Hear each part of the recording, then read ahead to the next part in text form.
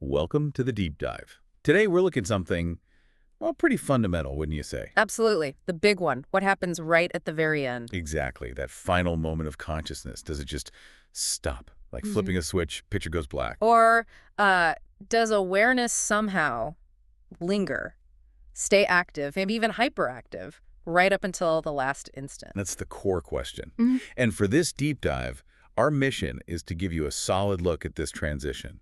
We're drawing on sources from, well, two pretty different worlds. Yeah, radically different angles. We've got modern science, emergency medicine on one side. And on the other, the really detailed ancient cognitive maps from Buddhist Abhidharma philosophy. And we're not just talking about death as an event, right? We want to get into the mechanism of dying. What's actually happening, cognitively speaking? What's the brain doing? What's the mind, experiencing? Seriously, the process itself. Okay, let's kick off with the medical view. We see it in movies, but what does the actual research tell us about awareness when the body hits that critical state?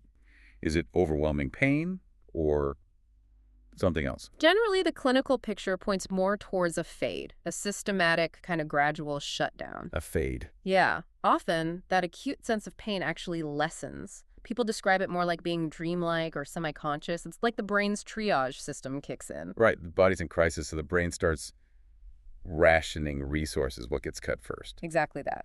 Rationing. When critical things like oxygen or blood flow drop, the brain, which uses a ton of energy, starts limiting anything non-essential. Like what? Well, complex sensory stuff, pulling up detailed memories, high-level thinking, those systems tend to go offline first. It's all about conserving power for the absolute core functions, the autonomic stuff. So the physical body is shutting down, and awareness gets blurry, maybe even peaceful. Often, yes, Mhm. simply because the brain just can't process complex information clearly anymore. But then you hear these incredible stories, near-death experiences, NDEs. Our sources talk about people revived after, say, cardiac arrest, Right. and they report moments of stunning clarity, even euphoria.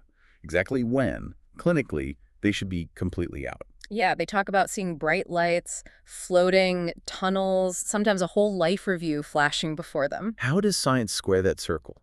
If the brain's shutting down, where does this vivid experience come from? That's the big puzzle science is still working on. From a purely neurological view, the common explanation for NDEs is chaotic brain function during that extreme crisis. Chaos creates clarity. Well, maybe clarity isn't the right word. It creates a very complex internal show. The idea is that maybe oxygen deprivation makes certain brain areas misfire randomly, Or maybe chemicals. or a sudden massive release of neurochemicals like endorphins, maybe even things like endogenous DMT as the whole system is, collapsing. So it's like a computer freaking out on corrupted power, flashing wild images right before the hard drive crashes. That's a decent analogy. The brain isn't recording the outside world accurately anymore, but it is generating this incredibly intense internal experience. A final, powerful hallucination, basically. Yeah. Before silence. Created by chemical chaos? Yes. That's the prevailing scientific model. But then there's that other phenomenon, rare but documented, terminal lucidity. Ah, yes. That's fascinating. It's the complete opposite of the fade out. You have patients, maybe with severe dementia for years, suddenly they're back. Full mental clarity, perfect memory, talking normally, totally aware, moments before they die. If the brain is supposed to be collapsing, shutting down, how on earth is that possible? How does this sudden organization happen? Terminal lucidity really challenges the current models of neurological shutdown. It doesn't quite fit. It suggests consciousness isn't just about the physical brain structure, maybe. It definitely raises that question. It suggests that consciousness, or at least the capacity for clear thought, might somehow separate or Yeah. become less dependent on the damaged physical hardware right at the very end. Why would a system that's been broken for years suddenly work perfectly right before stopping? It's a profound mystery from the medical perspective.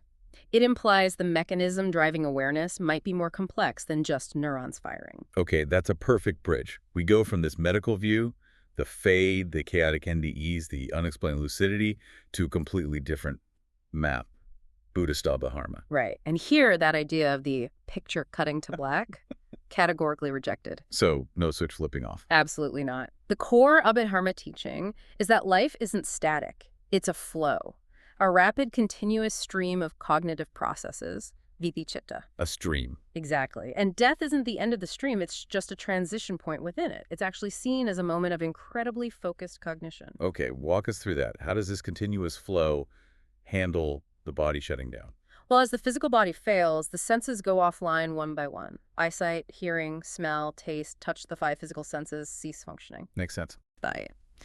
The sixth sense door, the internal one, the manodvara, the mind door, stays active, right until the very last moment. The mind door. Yes. And this is when the final cognitive process happens. It's called the Maranasanaviti. Maransanaviti. What does that mean? It translates roughly as the cognitive process occurring near death. And this process is incredibly fast, maybe just milliseconds, Yeah. and it's entirely internal. Internal. So what's it focusing on? Its object is the most powerful, most significant memory impression, or more accurately, the volitional action from the person's entire life. It's like the final mental snapshot that determines the direction forward. Wow. Your whole life boils down to one snapshot. And the mind door being open, what does it actually grab onto, and how is that decided? It grasps one of three possible critical signs, or aramana. And what appears is determined by the cumulative weight of your past actions, your karma. So it's not random. Not at all. Think of it like your mind playing the ultimate movie trailer, totally customized based on your life's script. Okay, what are the three signs? The first is the kama sign, the kama aramana.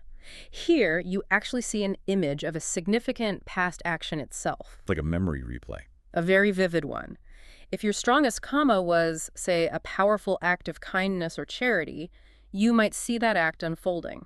If it was a significant harmful act, you see that. The deed itself. That's direct. What's the second type? The second is the kama nimitta sign, kama nimitta aramana. This isn't the action, but the tools or the environment connected to it. Oh, okay. Like props or setting. Exactly. If someone spent years in dedicated meditation, they might see their meditation cushion or the temple. If they were, say, a butcher, they might see the tools of their trade or the slaughterhouse. The context. Got it. And the third, you said it was decisive. The destiny sign, the Gadi Nimitta Aramana. This one is often the most, impactful. It's a direct visual signal of the realm, the bhumi, where consciousness is headed next. What, you mean the person sees their next destination? Like literally? In that final split-second internal process, yes.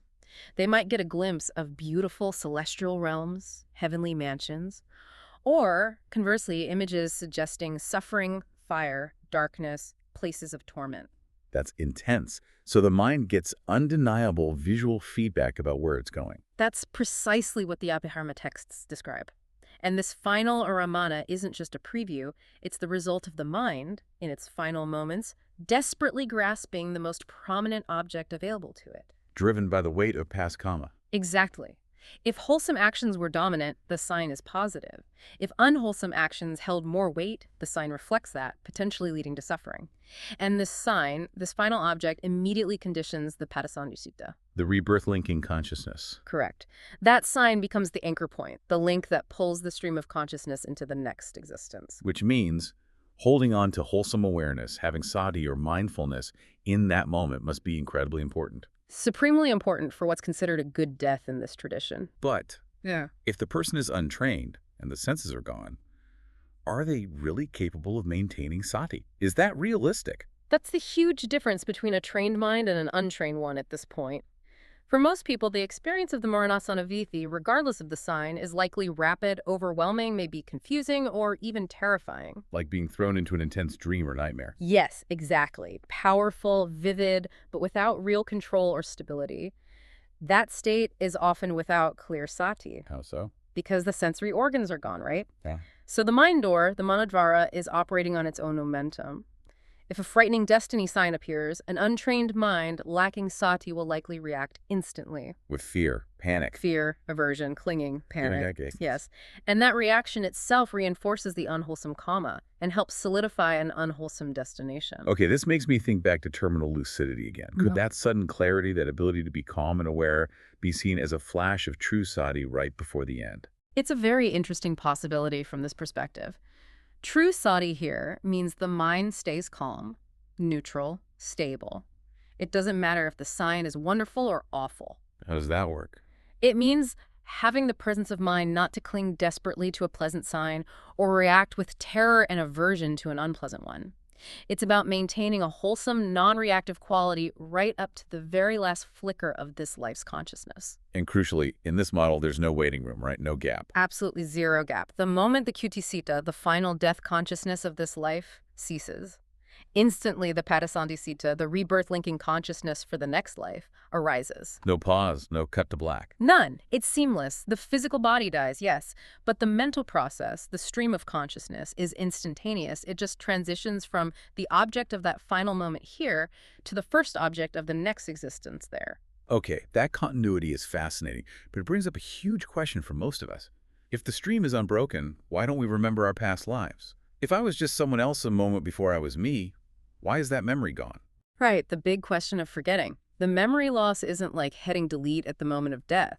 It's more of a gradual obscuring that happens as the new life begins. How does that work? Well, think about that linking consciousness, the Patisandhicita. It's described as a result consciousness, vipaka. It's intrinsically quite weak in terms of function. Its only job is to bridge the gap, carrying the karmic blueprint, not the full data package of detailed memories. So it's like a seed, not the whole tree. Good way to put it. Then, the process of forming a new physical body, the rupa, is like installing a completely new operating system on new hardware. This new physical structure naturally obscures and overrides the old memories, the old sanya. And something else you mentioned. And then on top of that, consciousness in most births is immediately sort of clouded by avijja, fundamental ignorance. It's the default state for most beings starting a new life. You begin with a relatively clean slate dominated by not knowing. Okay, but the sources say some beings do remember. The devas, for example. Celestial beings, angels. If they go through the same continuous process, why do they hang on to their memories? Their ability to remember is linked directly to the strength of the kusala, the wholesome karma that got them reborn in such a high realm. Often, this comes from achieving high levels of mental concentration, samadhi, in a previous life, usually human. So their minds are just stronger, clearer. Their consciousness is much more subtle, refined, and powerful because of that past cultivation. Their memory isn't so easily clouded by the process of rebirth or by avijja. The signal is just too strong to get lost easily. Interesting. But then there's the flip side. The sources also say hell beings remember vividly. Yes, they do. Their existence is based on suffering from incredibly bad karma. Why would their consciousness be strong enough to remember? It seems counterintuitive. Their memory is strong, yes, but for a completely different and, frankly, agonizing reason. They don't remember because of developed samadhi or merit. So why then? They remember because the akusala, the unwholesome karma that led them there, is so overwhelmingly powerful and intense that negative force itself acts like a binder, constantly reinforcing the memory of the harmful actions they committed and the suffering they caused. So the memory itself is part of the suffering. Exactly. The remembrance becomes an inescapable component of their torment in that realm. They are essentially forced to continuously relive the karmic causes that brought them to that state of intense suffering. Wow. Okay, this has been incredibly insightful. Moving from, the brain's chemical shutdown to this intricate, karmically driven map of a continuous mind. If you had to boil it down, what's the core takeaway for listeners from looking about these paths? I think the most striking thing is that despite coming from totally different perspectives, empirical science and ancient philosophy, both frameworks implicitly agree on one thing. Those final moments are profoundly important. They matter. Whether it's your brain firing off its last chemicals or your mind door grasping a final sign? Right. The quality of that final experience, whether chaotic or calm, seems to be a direct reflection of the mental habits, the state of mind you cultivated throughout your life. It really strips everything else away, doesn't it? I think it suggests the best preparation isn't some last-minute fix. Precisely. The best preparation, viewed through either lens, really boils down to cultivating a stable, calm, and wholesome state of mind, kusala, in Buddhist terms, in your everyday life, right now. So that your default setting, when the ultimate pressure hits, is peace rather than panic. That's the essence of it, to ensure the mind is as peaceful and non-reactive as possible, whatever that final experience might be. Okay, so as you sit with these ideas, the scientific view of a possible final burst of activity, the philosophical view of a continuous karmic stream, here's a final thought for you to really mull over. If the mind does process potentially millions of thoughts in that crucial final period, but maybe only one becomes the anchor, the defining object for whatever comes next, what single thought, what memory, what feeling would you consciously choose today to cultivate, hoping it becomes that final guiding light?